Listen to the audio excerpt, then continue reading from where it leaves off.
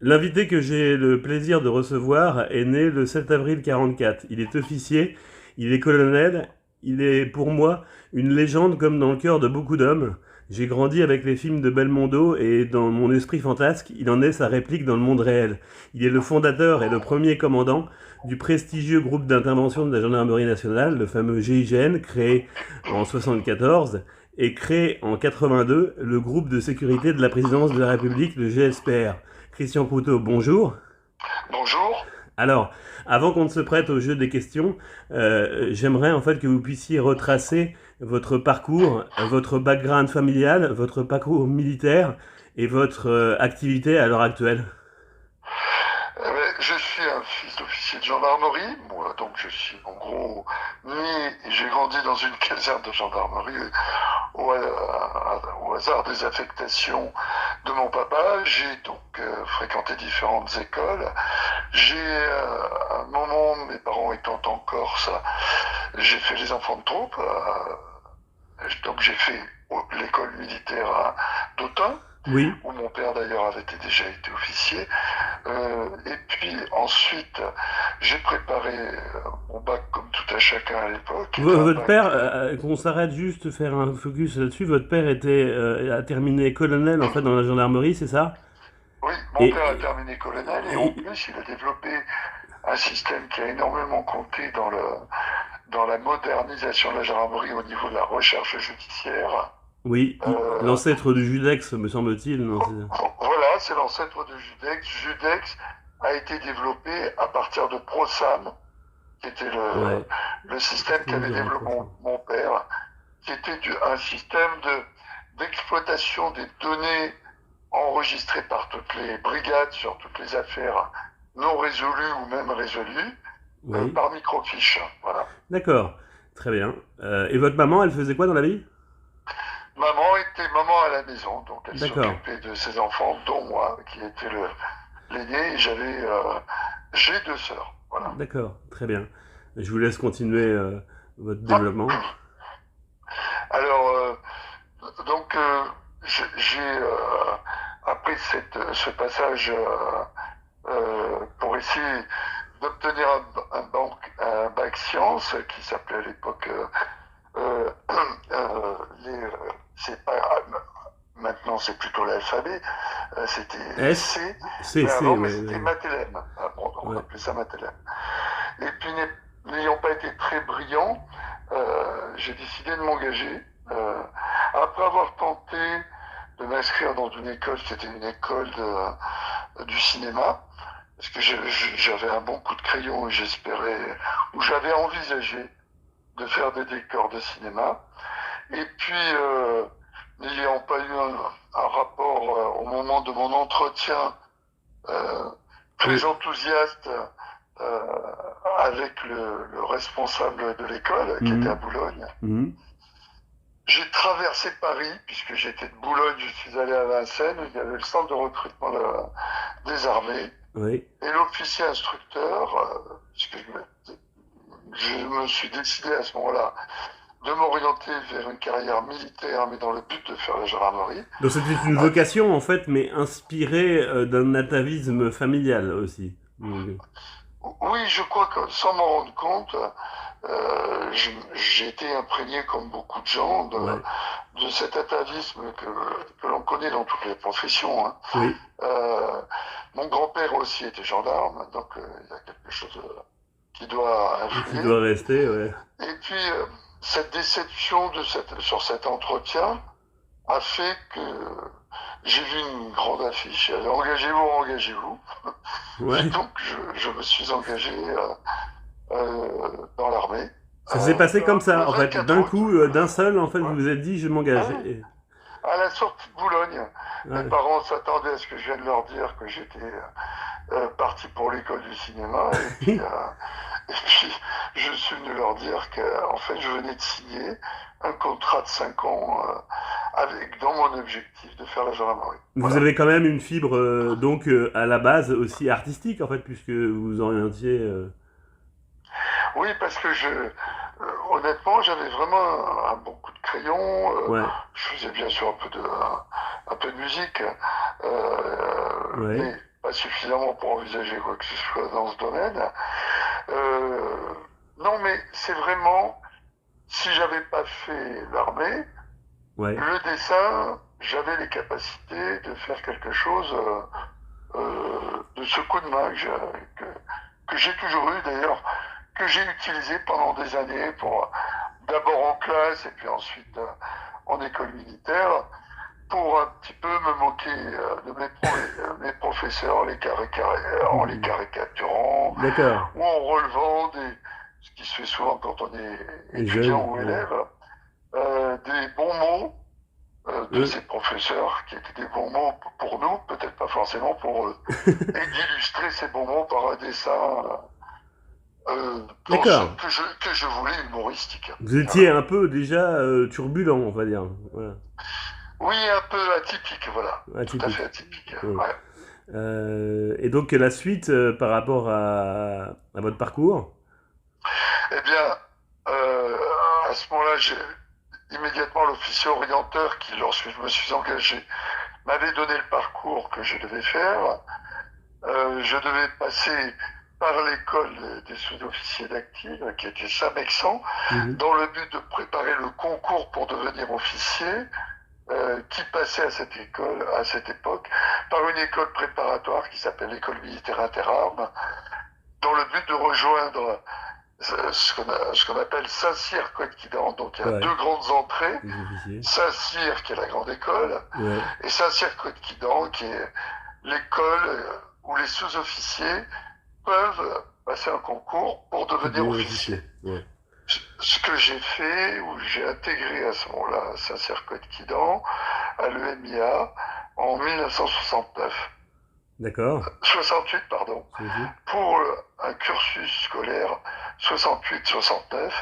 Et en fin juillet 69, je suis sorti de l'EMIA comme sous-lieutenant. Oui. J'avais choisi les transmissions parce qu'on ne pouvait pas rejoindre la gendarmerie directement. Mhm. Mais j'ai passé le concours pendant 7 années où j'étais officier instructeur dans le cadre puisqu'il y avait le service national, Oui. de la formation des jeunes appelés. Oui. Et au bout de cette année, j'ai réussi le concours pour rentrer à Melun. Donc j'ai quitté l'armée de terre, D'accord. Ouais. l'école des transmissions. Code de transmission. En soi, je l'ai quitté en 72, puisque il y avait, j'ai oublié un petit détail, c'est qu'en sortant de Saint-Cyr, Côte-Quidan, Mhm. on faisait à nouveau un an d'école dans l'école de spécialité, quoi, d'application, comme Oui. vous avez le génie, le train, et puis les armes combattantes, Mhm. les armes mécaniques comme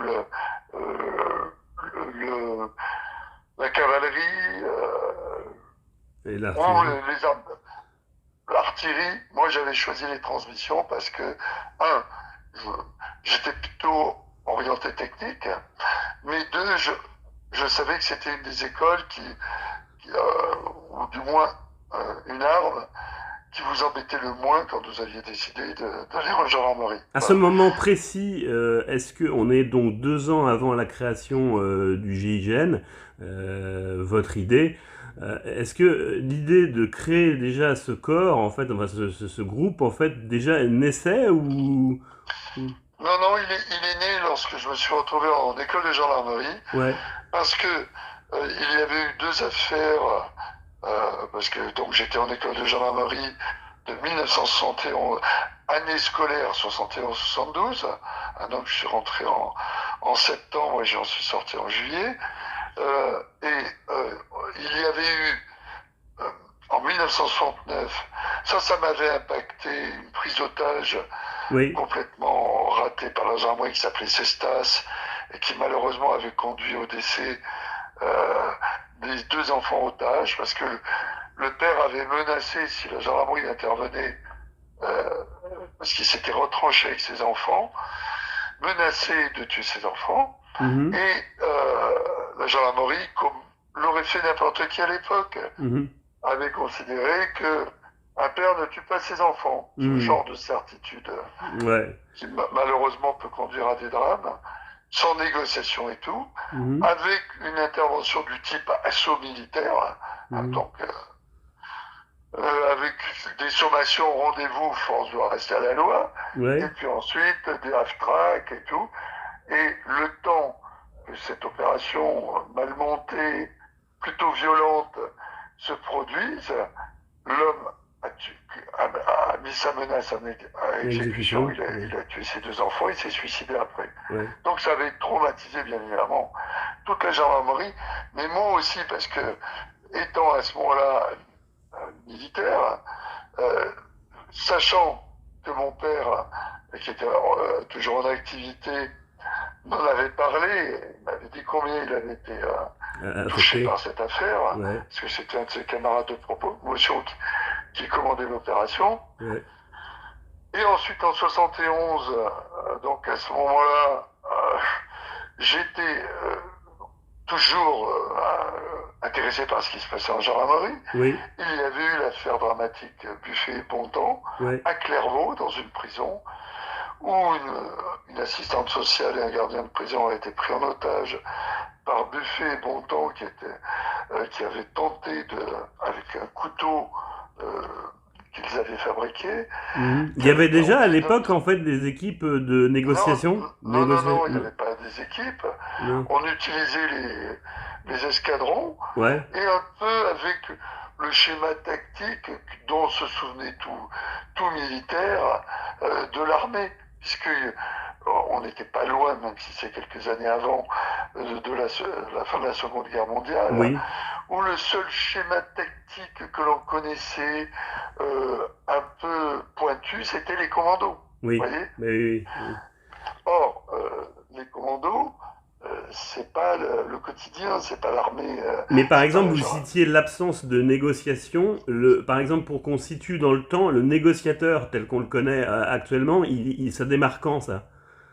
Et il démarre quand j'ai créé le GIGN, Il démarre dans en les fait au premières. moment de la création. C'est un élément en fait, un Voilà, pivot en fait voilà.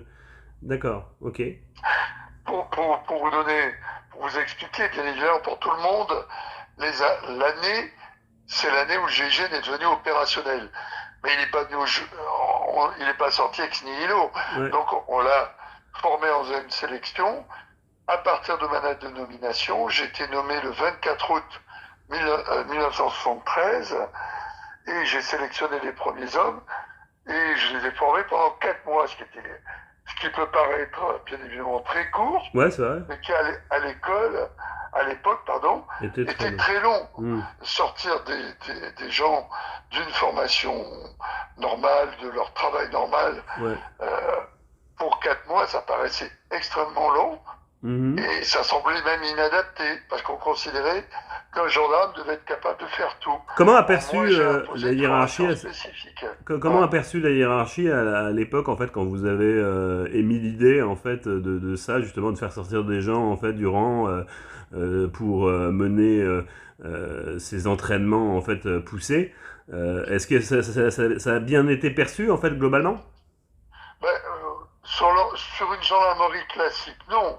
En Oui, gros, ils avaient l'impression qu'on s'amusait ou oui, que même par rapport à la formation traditionnelle, on était tellement éloigné des schémas classiques, dont je vous disais tout à l'heure qu'ils étaient tout droit issus des commandos oui, et de la période d'après-guerre, quoi. ouais, ouais, Euh, pour eux, on a tout de suite été qualifiés de cow-boys parce que je voulais qu'on ait un étui rapide.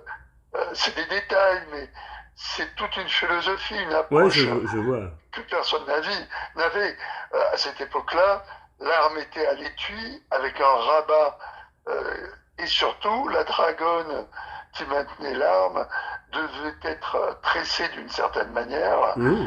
pour se développer au cas où vous deviez sortir l'arme, avec tout ce que vous pouvez imaginer comme difficulté, puisqu'il fallait ouvrir le rabat, sortir l'arme Oui, donc en fait et quelque faire. chose de très flexible pour pouvoir Oui, s'en servir rapidement quoi.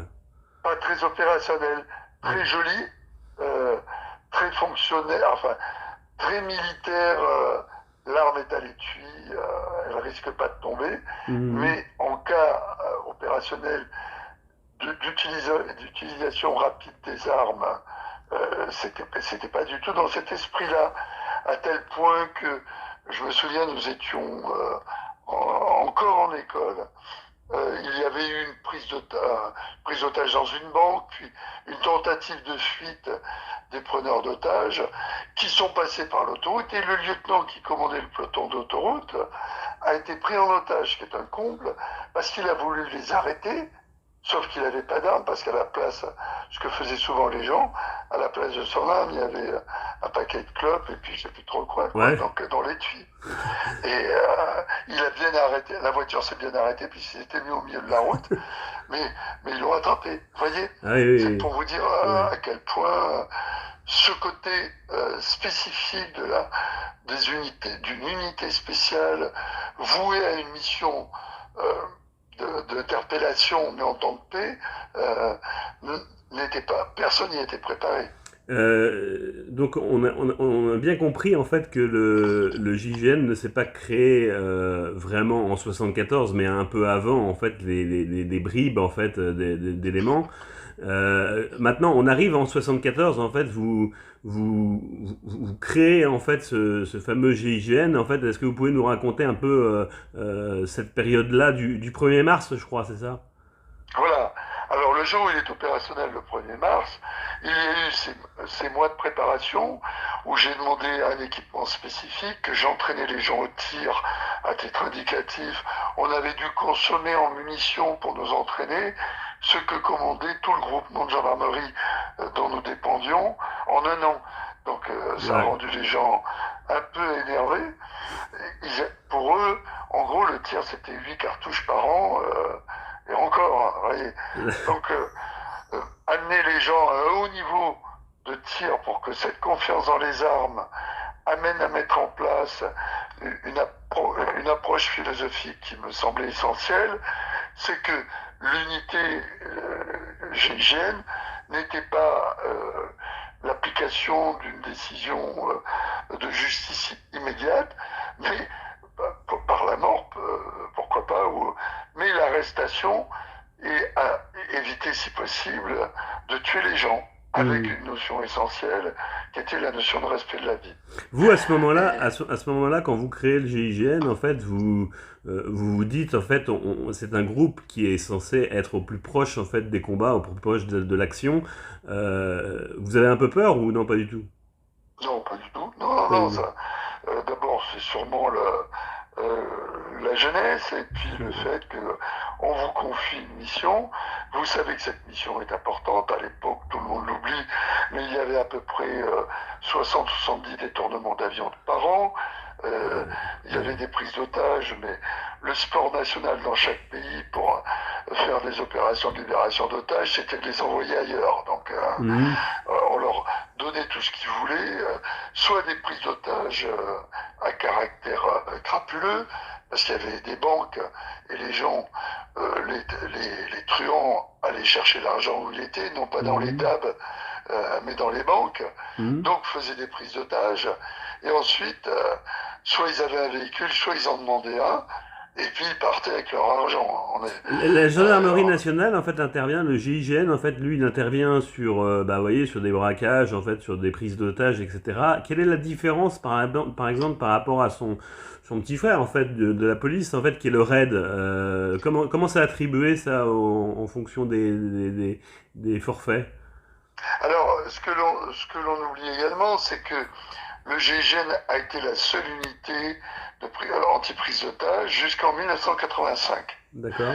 Il n'y avait pas d'unité dans la police, il y avait des unités un peu spécifiques contre le banditisme, le CRB, la BRB, Oui. Brigade de répression du banditisme, mais c'était des unités de police dont le but était la recherche, voire l'arrestation, mais sans formation spécifique. Ah, d'accord. La seule unité qui existait, c'était le GIGN, à tel point que souvent, par exemple, il y avait une prise d'otage à l'ambassade d'Irak, euh, le préfet de police avait demandé, ce qui paraît maintenant un peu paraît très surprenant aujourd'hui, euh, avait demandé le concours, le soutien du GIGN pour cette opération. Il y a Ah eu oui. un braquage rue Bosquet, c'était le Crédit Lyonnais rue Bosquet. Mhm. C'est le GIGN qui est intervenu. C'est le préfet qui définit finalement si oui ou non il envoie le raid ou le GIGN, non, c'est ça? Voilà. Mais à cette époque, comme il n'y avait pas de Il n'y a pas GIGN, de de RAID, raid, ouais. voilà, le RAID a été créé en 85 à la demande de M. Jox, Ouais. et nous avons formé les 15 premiers hommes du RAID. Alors Voilà. on va pas retracer en fait l'ensemble des opérations du GIGN, mais je vais en noter deux. En fait, j'aimerais bien que vous nous parliez en fait de Djibouti et de Marignane. Voilà. Alors, l'opération de Djibouti, c'est moi qui l'ai commandée, donc je vous la raconterai. Ouais. L'opération de Marinière, on pourra en reparler, mais je ne l'ai pas commandée. J'étais à ce moment-là à l'Élysée, je commandais le GSPR. Enfin, Ouais. je commandais pas le GSPR, mais j'avais Oui. créé le GSPR, donc j'étais conseiller du président de la République pour la coordination de la lutte antiterroriste et sa protection. Donc c'est le général Favier, capitaine à l'époque, qui a commandé l'opération de Marignane. Je pense que ça serait beaucoup mieux Oui. que vous demandiez, fassiez une autre émission avec Denis Favier. C'est ça, ouais. Serait, Exactement. Peut-être il en fait serait ravi de commander ça. peut-être qu'il est préférable en fait que vous nous parliez par rapport à donc de Djibouti et plus spécifiquement en fait sur le GSPR, en fait un événement notamment la protection de Mazarine par exemple. Voilà, tout à fait. Donc, Djibouti, c'est une opération qui a pu être faite parce que nous avions tiré, j'avais tiré, avant de créer le GIGN, un enseignement de l'opération dramatique de la prise d'otage qui s'est déroulée aux Jeux Olympiques de Munich, à Munich, en septembre 72. Ouais. J'étais jeune gendarme sorti de l'école de Melun, ce que j'évoquais tout à l'heure quand vous me posiez les questions sur ce parcours. Et nous avons vu en direct cette prise d'otage dramatique et surtout l'échec de la police allemande, qui, pour vous donner le niveau technique, entre guillemets, qui a conduit à cet échec, ils avaient choisi de prendre 5 tireurs d'élite pour éliminer 8 hommes, voyez, Ouais. mais qui n'étaient pas des tireurs d'élite, mais des gens qui avaient été pris dans la police en leur demandant, de Munich, en leur demandant qui faisait du tir à longue distance. Alors c'est tout un tas d'hommes qui avaient fait du tir de grande chasse, Ouais. du tir des chasseurs, quoi. Ouais. Euh, donc pas de coordination entre les tireurs. Il y avait 3 tireurs sur le tarmac, 2 tireurs dans la tour de contrôle. Et au moment où il a fallu tirer, eh bien le tir était désordonné, Mhm. avec une mauvaise attribution des objectifs, dont je rappelais qu'ils étaient 8, Oui. ce qui fait que les preneurs d'otages n'ont pas été éliminés en même temps, et en particulier le chef du commando, qui lui, quand il a vu qu'il s'en sortait pas, au bout de presque une heure d'assaut, parce qu'à la fin, quand ils ont vu qu'ils n'y arrivaient pas, ils ont fait venir l'armée avec des half-track, des, pardon, des véhicules Les véhicules de transport de troupes, Oui. et il a jeté une grenade dans soit des hélicoptères, parce qu'il était venu avec 2 hélicoptères, 2 hélicos qui transportaient les otages. Le but étant, dans l'opération qu'ils avaient montée, qu'ils avaient demandé, de partir dans un avion qui devait leur être donné. Comme ça se faisait beaucoup à l'époque. On donnait un avion et ils allaient dans le pays de leur choix, qui était en général la Libye. D'accord. Voilà. Et cette opération a marqué tout le monde parce que comme il y avait les Jeux Olympiques, tout a été filmé. Mmh. Et je me suis dit, si demain, après le Cestas et Clairvaux, je me suis dit, la gendarmerie n'est pas préparée. Mais en parallèle de ma réflexion, la gendarmerie elle-même s'était posé des questions et avait demandé Mmh. à un officier qui faisait la formation des unités commando de la gendarmerie, uniquement dans le cadre de la DOT et du maintien de l'ordre, Mmh. ayant vu passer les officiers, quel était l'officier qui conseillait pour créer cette unité.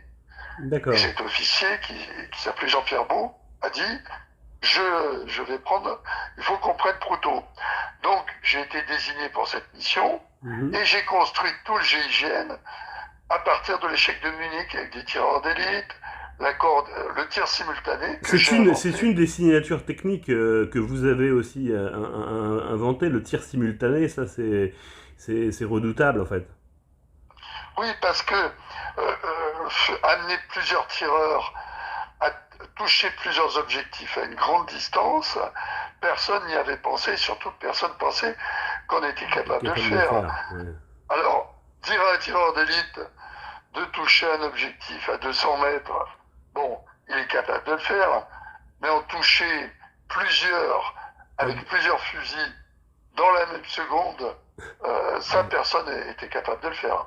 et ça a bien réussi d'ailleurs À Djibouti, à ce qui fait Djibouti. que lorsqu'on m'a envoyé à Djibouti le 3 février 1976, je savais qu'il y avait des preneurs d'otages qui avaient détourné un bus scolaire de militaires français qui était dans la base militaire de Djibouti, je pensais à ce moment-là que c'était à l'intérieur de la ville de Djibouti. J'apprendrai en arrivant qu'en fait le bus était juste dans le désert, à la frontière, à l'Oyada, le poste frontière entre la France, ce qui était la France à l'époque, mais le territoire de Djibouti, et la Somalie, Oui. et qu'ils étaient, ce qu'on m'a dit, preneurs d'otages. Donc j'avais pris 6 fusils en pensant que j'aurais un tir à doubler, hein, puisque au cas où c'est compliqué, on peut avoir un deuxième tireur qui peut, après le premier tir, doubler le tir de l'autre tireur. Donc j'avais pris 6 fusils, sauf que lors de notre mise en place, on nous a dit qu'ils étaient 4, ce que l'on ne savait pas, et qu'ensuite, pendant le temps, avant le moment où nous avons ouvert le feu, les preneurs d'otages sont passés de 4 à 8. Hmm. Euh, avec comme ça leur permettait de se De se reposer. Ils allaient reposer. dans le poste frontière, qui était en gros à une trentaine, 40 mètres du bus, poste frontière somalien. Et ils avaient également, ce dont on s'est rendu compte tout de suite, un soutien à l'armée somalienne, qui Hmm. les appuyait derrière le bus, donc côté somalien, avec 2 automitrailleuses. Voilà. Et D'accord. j'étais en gros une trentaine de militaires somaliens. Djibouti, c'est une réussite en fait finalement, mais ça a été périlleux en fait, je pense. Ben, ça a été périlleux parce que ce que nous avions envisagé, c'est-à-dire une non-intervention, ce que nous avait dit la Somalie, c'est-à-dire que l'armée somalienne n'était pas là, d'après eux, pour nous tirer dessus, et que le problème, c'était juste les preneurs d'otages du Front de Libération de la côte des Somalies. Oui. Sauf que euh, nous avions le sentiment qu'ils interviendraient. Mais on m'avait dit non, non, pas du tout. Le, comment on pourrait dire ça, la négociation qui s'est faite avec l'ambassadeur de Somalie est formelle. La Somalie n'interviendra pas. Hmm. Ce qui ne s'est pas passé, bien évidemment. Ce qui fait que le retard que nous avons pris au moment de l'intervention, c'est-à-dire que nous avons pu éliminer, euh, au moment où j'ai décidé de ce tir simultané, Hmm. nous avons pu éliminer 5 terroristes d'un coup, 3 qui étaient dans le bus, 2 qui étaient juste devant le bus, à l'extérieur du bus, Oui. en tir simultané, et nous savions qu'il y en avait encore 3 à l'intérieur du poste somalien, mais comme nous avions vu sur le poste somalien, Oui. s'ils avaient essayé de sortir, Vous les auriez. euh, on les aurait vus. Hmm. Et à partir du moment où ce tir aurait été effectué, nous avions un nom de code euh, entre nous pour le tir. Oui. C'est qu'au moment où toute l'acquisition des objectifs est faite par chaque tireur, euh, chacun donne son code dans le désordre. Hein. 5 objectifs, 4, 3, Ouais. 5, 1. Moi je dis 0. Zéro, c'est Et tir. Et après tir. Non, c'est pas tir. Ah non, c'est Ils 3. tirent, chacun, ils comptent dans leur tête Il compte. 333, Ouais. c'est-à-dire en gros une seconde. Comme D'accord. ça, le zéro, c'est pas comme si vous donniez un ordre et créez une surprise. Ah Donc oui. chaque tireur tire à son initiative, vous voyez. Et Ouais. ça évite ce qu'on appelle le coup de doigt et surtout en appuyant sur la queue détente, un tir qui serait très bon dans le cadre d'un exercice, Ah mais oui. pas suffisamment pour tirer, par exemple, un terroriste, comme ça a été le cas, qui se cache derrière, à gauche et à droite, il y a deux enfants, vous voyez. D'accord. Alors, on dit zéro, chaque tireur compte 3 fois 333, 3 Hmm. secondes, et après on n'entend qu'un coup de feu. Quel coup de feu. Voilà, c'est ce qui s'est passé. Mais au moment où je dis zéro, le général qui commandait l'opération, Oui. je lui avais expliqué comment ça fonctionnait, et j'avais pas eu besoin de parler, de lui dire, j'ai donné l'ordre de tir. Ouais, bien Parce sûr. que comme ils étaient en arrière de nous, ils n'auraient pas vraiment entendu le coup de feu, vous voyez, les Hmm. coups de feu. Oui. Puis là, on entend, puisque c'est un tir simultané, vous entendez qu'un coup de feu. Quel coup de feu, oui, oui, Ouais. forcément. Et il entendait zéro, et ça pouvait déclencher l'opération d'appui, qui était Ah oui. faite par deux sections de la Légion sur la partie gauche, donc de ce qu'on appelle flanc gardé. Nous, on montait sur le bus, Mhm. et la Légion contournait par la plage le bus pour éviter ce qu'on appelle un retour offensif. Hmm. Mais malheureusement, ce qui s'est passé, c'est que quelques secondes après que nous ayons ouvert le feu, Hmm. l'armée somalienne a riposté. Hmm. Et ils ont riposté avec une mitrailleuse allemande qui s'appelle la MG-42, MG42. Ouais. qui tire 200 coups minutes. Hmm. Comme nous étions à 200 mètres du bus, avec derrière nous la palmeraie dans laquelle étaient camouflées les deux sections de la Légion, le tir qui était fait en notre direction était également un tir qui pouvait toucher les légionnaires, qui ne pouvaient pas avancer. Imaginez 1200 coups minutes, ce que ça représente. Hmm. Donc nous étions cloués au sol, un peu en essayant d'être le moins visible possible, avec les ricochets qui nous couvraient de Ah, sable. ça devait être terrible comme Ah sensation mais parce que. vous posez la question de savoir si à un moment on a peur ou pas. Ouais. Là, la question était de savoir quand est-ce que ça allait s'arrêter. C'était un déluge de sable. On était recouverts comme si quelqu'un avait voulu nous recouvrir de sable. Très bien. Cela dit, comme ils ont tiré parce qu'ils pensaient que le danger venait de la palmeraie, ils tiraient en direction de la palmeraie sans avoir. Ils ne nous avaient pas remarqué, on était allongés au sol. Mais ça, jusqu'à ce que la mitrailleuse s'enraye, personne ne pouvait bouger. Il n'y a personne qui monte à l'assaut avec une mitrailleuse qui vous tire dessus. Hein. Oui. Aucun soldat dans le monde ne le fait. Hein. D'accord. Mais la mitrailleuse s'est enrayée. Ouais. Alors à ce moment-là, Mhm. nous, on a tiré sur la. J'ai dit à mes tireurs, même si on avait l'interdiction de tirer sur l'armée somalienne, de tirer sur tout ce qui portait une arme. D'accord. Donc mes tireurs d'élite ont éliminé pratiquement tout le danger en face, Mhm. d'après la commission d'enquête de l'ONU, puisque la Somalie a porté plainte contre la France. Nous avons à peu près touché, neutralisé une vingtaine de soldats. Mhm. Mhm. Ce qui, somme toute, en fait, Le tir, était très peu, en fait, par rapport à l'étendue, en fait, de l'armée somalienne, en fait, postée là-bas, en non fait, non? mais, non mais l'armée somalienne n'avait que Ah oui, deux sections. ils étaient que deux sections, d'accord. Oui, mais quand, à partir du moment où on en a mis une au sol, Ouais, les l'autre. autres étaient partis. D'accord, très bien. Euh, Ce qui fait que la Légion a pu remonter à notre hauteur et nous avons, par la route, par la piste plutôt, qui conduisait au poste frontière, Oui. c'est difficile à expliquer tant qu'on n'a pas de. Alors on voit pas le plan, plan, le plan. mais je pense que les gens comprendront un petit peu. Mm.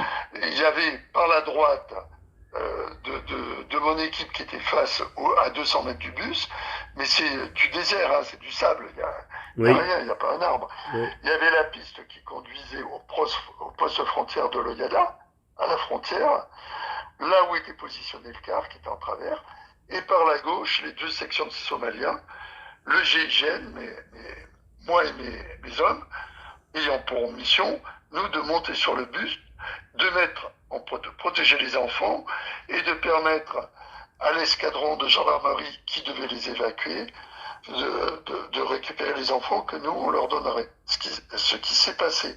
Sauf que le retard qui a été pris, donc le temps, les 2 minutes de tir de la MG42, que nous avons pu Mhm. confirmer, et là je peux vous dire que 2 minutes ça paraît long, hein, Ouais. parce que la mitrailleuse s'était enrayée et qu'elle tire 200 coups minutes, vous voyez. Et on a retrouvé, après pendant l'enquête, 1200 étuis au pied de la mitrailleuse. D'accord. Ouais, Euh, c'était à ce impressionnant, un moment-là, déluge. 2 de mes hommes sont partis, le temps que la Légion, qui était elle-même presque 200 mètres derrière nous, nous rejoigne. 2 de mes hommes sont partis en courant en avant. Mhm. Ils nous ont dit appuyez-nous, donc on les a appuyés. Et quand ils sont arrivés sur le bus, un des 3 preneurs d'otages on avait pu en toucher 2 entre-temps parce qu'on les avait vus nous tirer dessus du balcon. Il y avait une espèce de petit balcon sur le poste frontière. On en avait touché 2 et on pensait, comme on voyait plus le troisième, on pensait pas qu'il serait revenu sur le bus.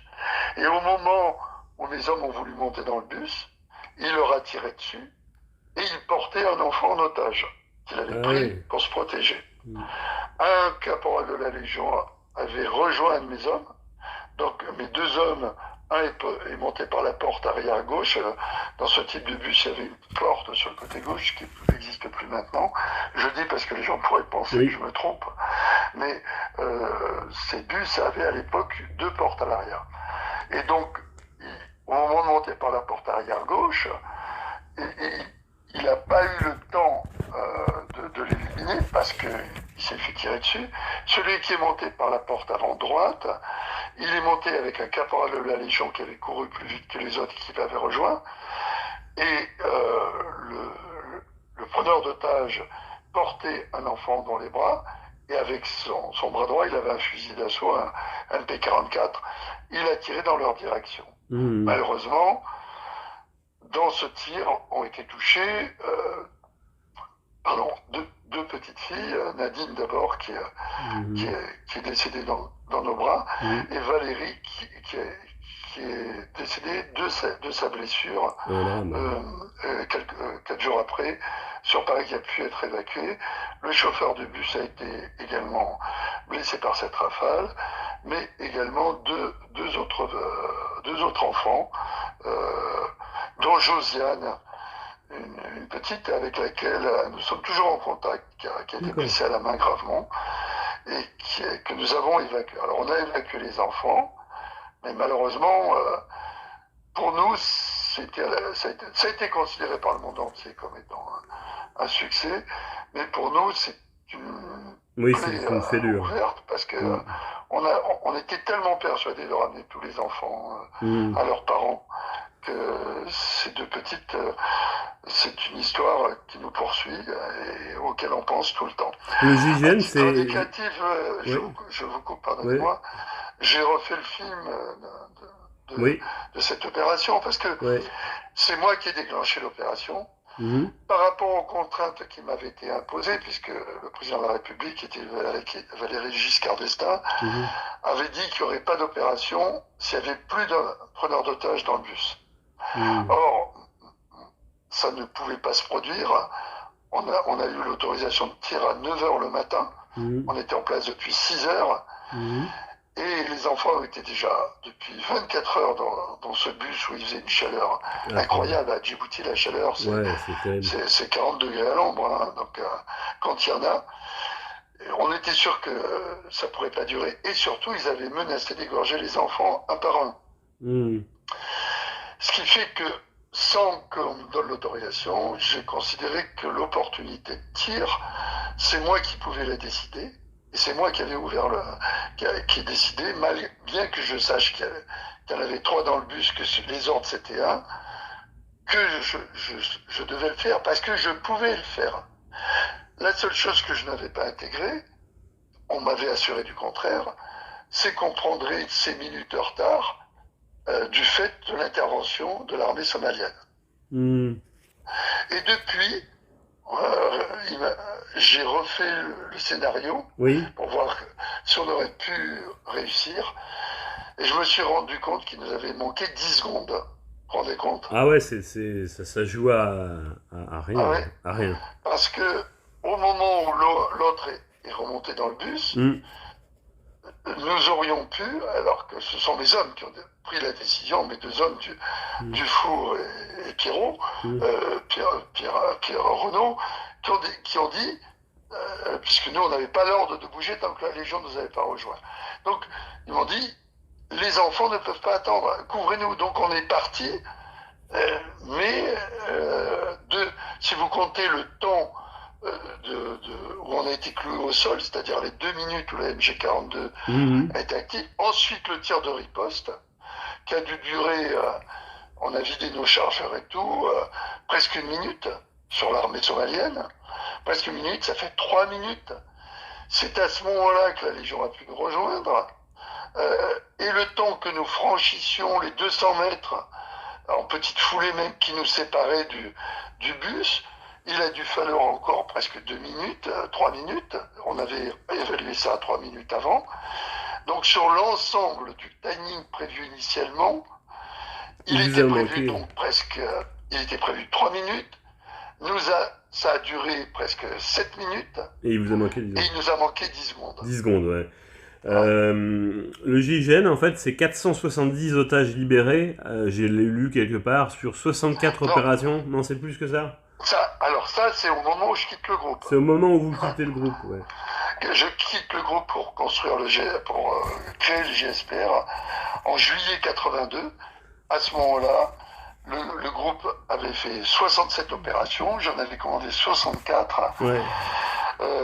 Et sur ces 67, nous avions libéré plus de 400 otages. Voilà. Sur ce GSPR, en fait, très brièvement, en fait, est-ce que vous pouvez revenir sur l'affaire Mazarine, en fait, dont François Mitterrand vous avait mandaté, en fait, sur votre période au GSPR?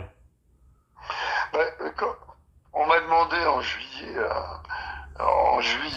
82 de créer une unité pour la protection du chef de l'État parce qu'on n'avait pas. Oui. Ce qui semble surréaliste, hein. Non, mais à l'instar du GIGN qui a été créé parce qu'il n'y avait pas d'unité contre les prises d'otages, pas simplement les prises d'otages à caractère terroriste auxquelles tout le monde pense maintenant, même si même maintenant l'expression du terrorisme, c'est plus des prises d'otages, puisqu'avec des unités spéciales comme le GIGN qui a été copié dans le monde entier, ce type d'action ne peut plus se faire. Donc ils sont retournés aux bombes ou au massacre de foule ou à l'utilisation d'explosifs, mais cette unité n'existait pas.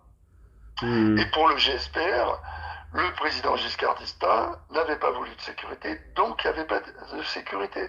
Il ne voulait pas, il n'en voulait pas. Non, il n'en voulait pas. Ah, d'accord. Donc j'en avais eu une sécurité sous De Gaulle.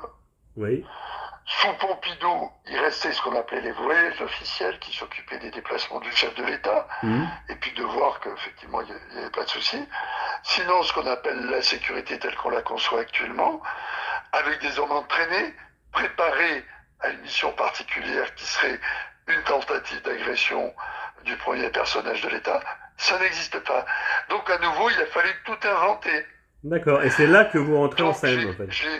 J'ai pris contact avec le pays qui me semblait le plus adapté, le plus préparé à ce genre de mission parce qu'ils ont perdu beaucoup de présidents. C'était les États-Unis. Oui. Donc en juillet, je suis allé voir l'USSS, United Secret Service, qui sont l'équivalent du GSPR aux États-Unis. Oui. Je me suis rendu compte que le mode opératoire qu'ils avaient ne correspondait pas tout à fait à, à la psychologie française. Les moyens qui sont développés autour des Américains sont complètement Colosso. démesurés par rapport à ce Mm. qu'on accepterait en France, et surtout leurs possibilités. L'USSS a tous les droits aux États-Unis. En France, c'est pas pareil. Il y a Il y a tout un protocole, une règle. tout un tas de choses à respecter. Heureusement, d'ailleurs, je préfère le mode opératoire français. Donc, j'ai créé une unité, Oui. ne sachant pas au début, d'ailleurs, quand j'ai fait les premiers schémas de préparation, qu'il y aurait une deuxième famille à protéger, qui était en particulier la maman de Mazarine, et Mazarine, la fille du président de la République, dont personne connaissait l'existence. Oui. Et ce groupe a été opérationnel, lui aussi, un 1er mars, mais le 1er mars 83. Donc j'ai été nommé en juillet 82. À l'instar du GIGN, j'ai pris, entre guillemets, un certain temps pour sélectionner les hommes, les équiper, les préparer, concevoir un schéma opérationnel tactique, parce que ça, on sort pas du chapeau comme certains pourraient le penser, des gens ou simplement parce qu'ils savent faire 20 Vous avez pompes, adapté votre ils savoir-faire doivent intégrer GIGN au l'unité. GSPR, quoi. Voilà. Donc le GSPR a été encadré, formé avec des garçons du GIGN. Donc D'accord. il y a des gens du GIGN qui ont quitté le GSPR pour faire toute cette formation du GSPR à partir du début septembre, puisque le temps de faire les sélections, de trouver les volontaires et tout, il a fallu un certain temps, acheter les matériels, les équiper, les entraîner avec ces matériels. Il a fallu 4 mois à peu près, 5 mois, comme le GIGN la première fois. À titre indicatif, actuellement, la formation, que ce soit pour l'équivalent du GSPR dans le grand GIGN et du GIGN, c'est presque un an. D'accord. Voilà. Donc bah voilà, on a bien compris en fait ce qu'était le GSPR et comment vous l'avez mené avec ces lettres de splendeur en fait. Maintenant on va passer en fait à la phase questions. J'avais plusieurs questions, j'en ai trois en fait. Mais je vais commencer par la première en fait concernant la situation en Ukraine. Bon là vous voyez en fait il y a eu le barrage en fait qui a sauté, en fait la contre-offensive en fait ukrainienne qui semble en fait se démarquer. Comment est-ce que vous percevez les choses à ce niveau-là?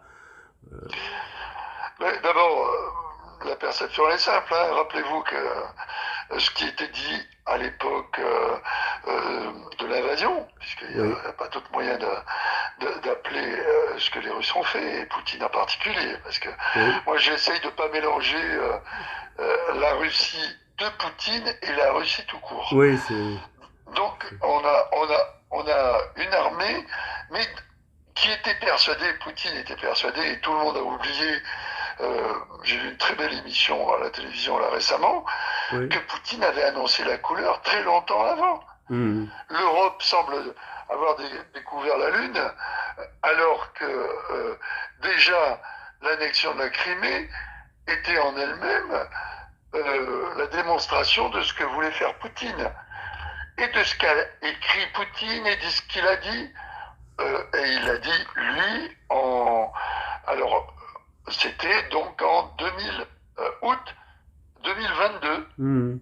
Il a fait un discours où il expliquait que dans la Russie, Oui, il fait ce qu'il dit. Ouais, l'Ukraine faisait partie de la Russie. ouais, oui, c'est ça. Et ayant un service de renseignement qui, comme beaucoup de services de renseignement, quand vous avez un autocrate, ne disent pas ce qui est réellement, mais ce dont on pense que l'autocrate pense.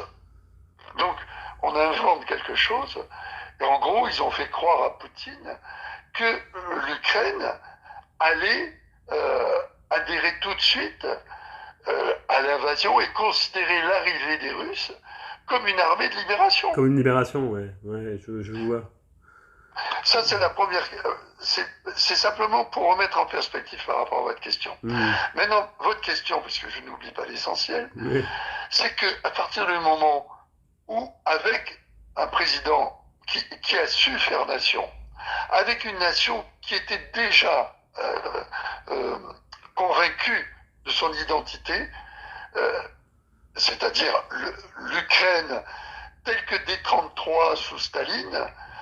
Elle a pu comprendre que c'était un pays différent, peut-être avec une langue en partie commune, pour les parties frontalières, pardon, avec la Russie, mais qui possède sa propre langue, sa propre culture et tout, mais qui avait été l'objet de massacres euh, jusqu'en 58. Jusqu'en 58, il y a eu un parti de libération de l'Ukraine. Tout le monde l'oublie. Bah oui. Je parle même pas de la grande famine de 33 créée par Staline, qui avait pris tout le blé pour nourrir le reste de la Russie, hein, Très bien. avec presque 5 millions de morts. Très Donc bien. il y a un État russe, donc une invasion imaginée, à partir du moment où, comme l'imaginait Poutine, c'était plus une armée libératrice de frères qui venaient les sortir de je sais pas quel danger fut-il nazi ou tout ce que l'on veut. Une armée qui se bat pour libérer sa terre, elle a beaucoup plus de détermination qu'une armée qui vient, elle sait à peine pourquoi. Et dès le début de l'invasion en février, moi je me rappelle avoir dit, contrairement dans la première semaine, que ça ne serait pas une partie de plaisir. Et que ça ne serait pas, comme on le disait, rappelez-vous la terminologie traditionnelle sur l'URSS d'abord et puis sur la Russie après, le rouleau compresseur russe. On a vu ce que ça a donné face à des gens déterminés, avant même que l'Occident les aide, avec des moyens qui étaient à eux, et ils ont inventé une nouvelle guerre, en particulier avec l'utilisation de drones pour faire du renseignement, mais également de drones du commerce qui étaient transformés en petits bombardiers et qui arrivaient à mettre une grenade à l'intérieur d'une tourelle de char. Tout ça fait que, à partir du moment où vous avez un pays qui fait nation, avec un président dont tout le monde, personne n'imaginait le potentiel, parce que pour moi c'est les événements qui créent les hommes. Et Zelensky, il s'est révélé à travers ce que sa nation subissait. Et il a été suivi par une nation. Et je pense qu'avec l'aide des moyens militaires, eh bien, il faut qu'on arrive à ce qui est en train de se produire, c'est-à-dire que, étant dans l'incapacité d'avancer, ayant payé un prix humain monstrueux, à un moment, Poutine soit va être rejeté par ceux qui l'ont soutenu, enfin ça c'est l'idéal, hein, mais j'y crois pas trop, parce qu'il a trop de moyens en matière de renseignement pour que ça puisse bouger beaucoup en Russie, soit il va être obligé d'arriver à un compromis. Parce que militairement, pour moi, c'est fichu. Ok. C'est mon point de vue. Hein. Entendu. Non, mais il n'y a pas de souci. En fait, j'aborderai en deuxième partie la situation antiterroriste. En fait, vous avez vu évoluer les situations à travers les âges, en fait, à travers les générations. En fait, est-ce que vous pouvez nous parler un peu avec expérience, en fait, de cette montée de l'islamisme radical et puis des nouvelles menaces, en fait, de la Russie par exemple ou des Chinois, on en a parlé en fait, mais par exemple je vais la coupler cette question avec une question qui vient tout de suite après, qui est celle du monde de demain. La CIA, vous savez, édite un rapport sur les enjeux sécuritaires.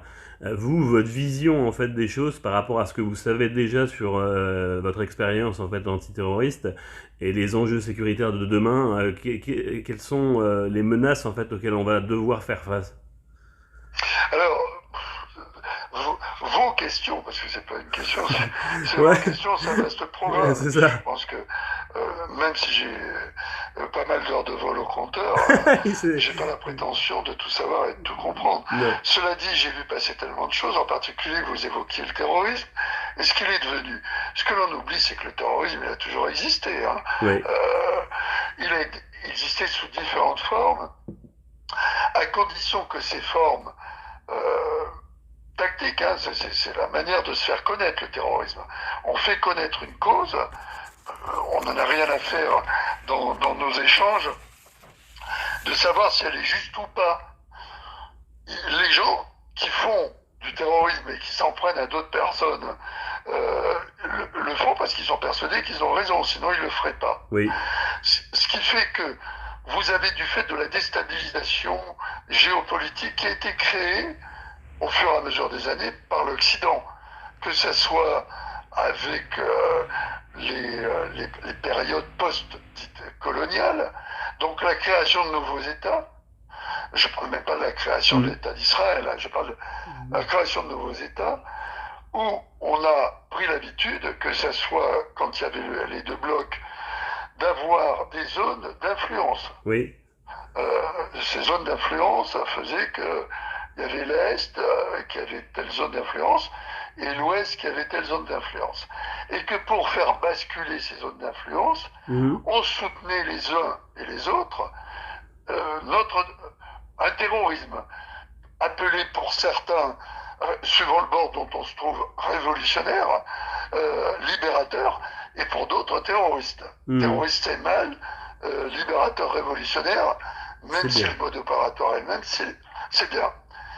Donc, suivant le côté d'où vous vous trouvez, les gens vous les considérez comme des libérateurs ou comme des Ou comme des terroristes. terroristes.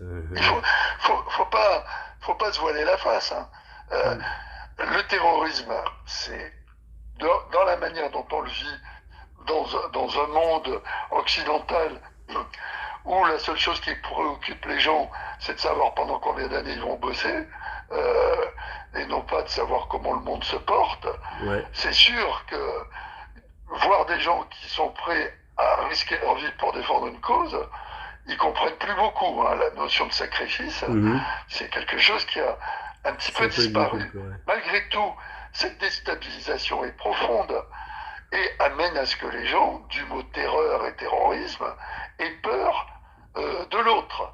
Mais Mm. si vous regardez par exemple par rapport au nombre de morts, on évoquait l'Ukraine, qu'il peut y avoir sur les deux fronts actuellement en Ukraine, vous admettrez avec moi que même si c'est Mm.